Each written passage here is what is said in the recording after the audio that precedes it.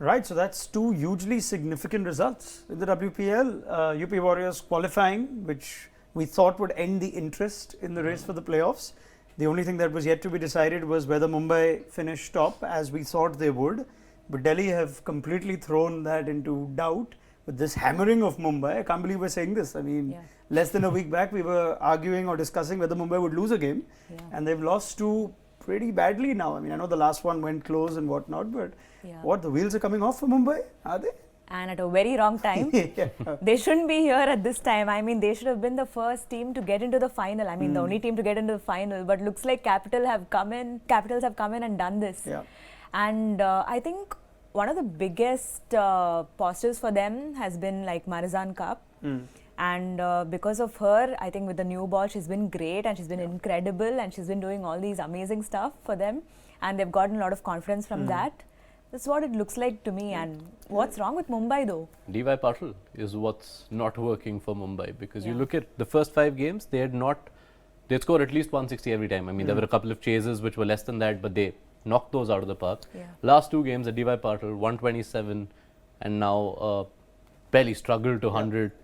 And spin, they're struggling to face spin. They've had to bat first, which has been challenging at these pitches. But what's more worrying for them right now is that Tuesday afternoon, where do they play RCB? DY Patil. Yeah, and that's a back-to-back evening and then an afternoon game, and at that same ground. Yeah, I think somewhere for a team that batted so well in the first few games, batting has just gotten a bit carried away. That afternoon game, the last one that they lost to UP, was one where they could have easily found a way to get to 140 or 135, 140, and they just fell 10-15 short, but they just went too hard, didn't quite assess things. And Nat Siver, we've talked about, become such a big player for them. The 2 games that she's failed, the batting's collapsed. Hayley Matthews has had the odd failure. Yastika took some time to get going, and yet they were winning. But Nat Siver Brunt is just such a big player for them.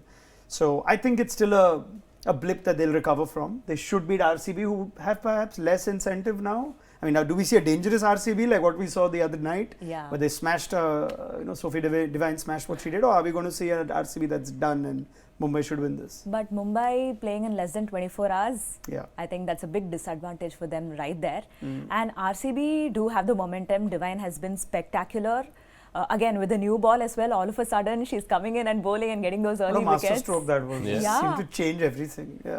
And they still need to show up. I mean, RCB, having had the kind of start they did, losing 5 in a row, you want to end the season with the kind of team they had, at least have 3 wins, and to sort of make MI falter would also be something that will give them something to, celebrate. Why not? From the season, especially given the MI RCB rivalry, which is not just from this year. And you rightly point out that if MI do lose tomorrow, and if Delhi beat UP and Mumbai miss out on top spot, they play the eliminator at DY Patil. This is, I think we're not going to see too many Mumbai Indians games there if we go to home games next year. We'll probably stick to the CCI or maybe the Wankhede, depending on the timing. Gujarat Giants is worth talking about. Their season has come to a disappointing end, which quite frankly just started so inauspiciously to a degree. There was a lot of excitement when they announced their coaching staff. They were the most expensive franchise to be bought for what it's worth, which is always something at least people like us remember. And then the situation around the captaincy, is surprised to see Beth Mooney.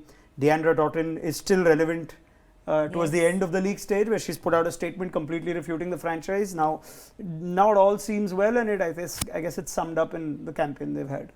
I think 2 points here. One is the constant selection issues they had, bringing in people, getting out a person who is in form and doing all that stuff in between. Too much. Too much of chopping and changing. And also the fact that they didn't have like that one strong Indian figure. 100%. Sneha Rana she was very good. I won't completely blame her for all that went wrong for them, but still I think they really missed that. Even in the coaching staff, they sort of didn't have the sort of influence.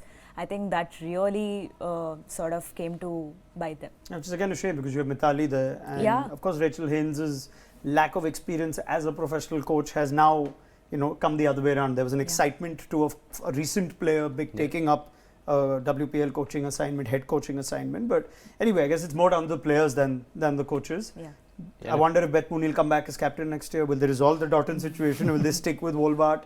Normally, players don't come back to teams after issuing statements like this. So that was very bold of her to do very that. bold, and just since you guys brought up that coaching stuff, the decision making, right? The chopping, changing. You, Sophia Dunkley scores 65 of 28, dropped the next game. Laura Wolfert's situation initially, you didn't know whether they want to play her, they don't want to play her. Yeah. They kept playing Annabelle Sutherland, who in her 4 games conceded almost 12 per over, and she was bowling the tough overs for them. I don't think Hemlata was used as well with the We bat. saw what she could She do when was she very works. good today. Exactly. Yeah. I guess it's also signs of, some sort of inexperience or just things not working and leadership, like you point out, for Snehrana. Anyway, let's end with a prediction. Mumbai first or Delhi first? Delhi first. Delhi first. You're a Delhi boy who's moved to Mumbai and has taken his heart with him. Delhi first, Meg Lanning all the way. Really? I mean, I love Lanning and Shefali, but I just think Mumbai have been the better team over the course of the league stage, and that should always translate into ending first. But then again, I'm supposedly biased towards Mumbai. Doesn't Of course matter. you are. Let's chat tomorrow. Yes.